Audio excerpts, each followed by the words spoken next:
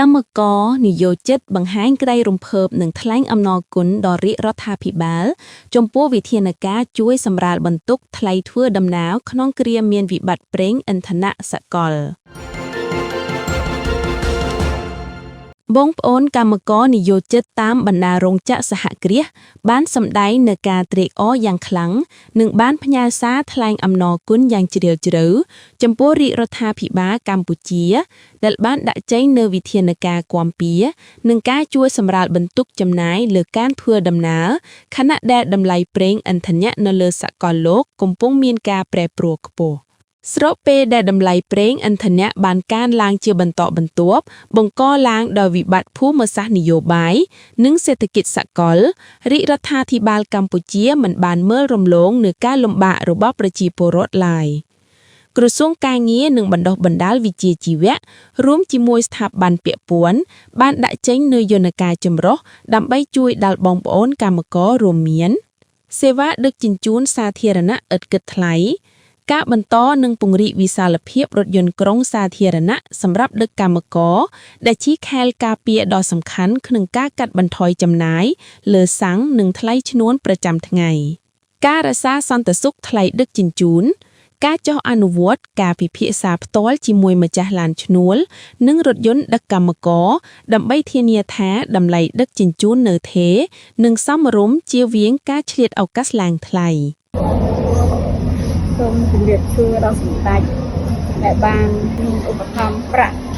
ចំនួន$2កន្លះដល់កម្មករកម្មការិនីទាំងអស់ខ្ញុំសូមថ្លែងអំណរគុណដល់សម្ដេចខ្ញុំបម្រើការងារនៅរោងចក្រហ្វេមហ្វាសូមថ្លែងអំណរគុណដល់សម្ដេចសូមជម្រាបសួរនាងខ្ញុំធ្វើការនៅរោងចក្រហ្វេមហ្វានាងខ្ញុំសូមអរគុណដល់សម្ដេចដែលបានឧបត្ថម្ភប្រាក់ធ្វើដំណើរចំនួន$2.50ដែលឧបត្ថម្ភជូនដល់កម្មករកម្មការិនីនាងខ្ញុំសូមថ្លែងអំណរអគុណដល់សម្ដេចដែលបានឧបត្ថម្ភប្រាក់ជូនដល់កម្មករខ្ញុំសូមជម្រាបសួរបងប្អូននិងជម្រាបសួរដល់សម្ដេចដែលបានឧបត្ថម្ភប្រាក់ចំនួន$2.50នាងខ្ញុំដល់កម្មករកម្មការិនីនាងខ្ញុំធ្វើការនៅរោងចក្រហ្វេមហ្វា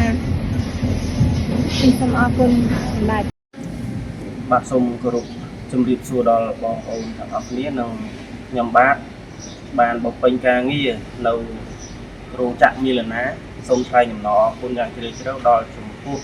រាជរដ្ឋាភិបាលនិងក្រសួងការងារដែលយកចិត្តទុកដាក់បានដំឡើងប្រាក់ថ្លៃធ្វើដំណើរ$2.50ជូនចំពោះបងប្អូនកម្មករកម្មការិនីនៅបណ្ដារោងចក្រទាំងអស់បាទសូមអរគុណជំរាបសួរនេះខ្ញុំជាកម្មករកម្មការិនី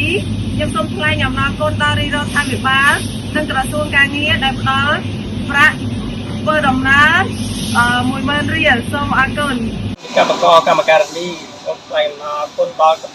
សួងការងារនិងរាជរដ្ឋាភិបាលដែលបានផ្ដល់ប្រាក់ធ្វើដំណើរខ្ញុំចំនួន$10,000រៀលសូមអរគុណហើយពួកយើងជាកម្មករកម្មការិនីរោងចក្រដែលបម្រើការងារក្នុងរោងចក្រវេនរាពិតជាមានសប្បាយចិត្តជាខ្លាំងនៅពេលដែលដឹងថារាជរដ្ឋាភិបាលនិងក្រសួងការងារបានផ្ដល់ប្រាក់បន្ថែមចំនួន$10,000រៀលដល់កម្មករកម្មការិនីរោងចក្ររបស់យើងទាំងអស់គ្នាពួកយើងពិតជាសប្បាយចិត្តជាខ្លាំង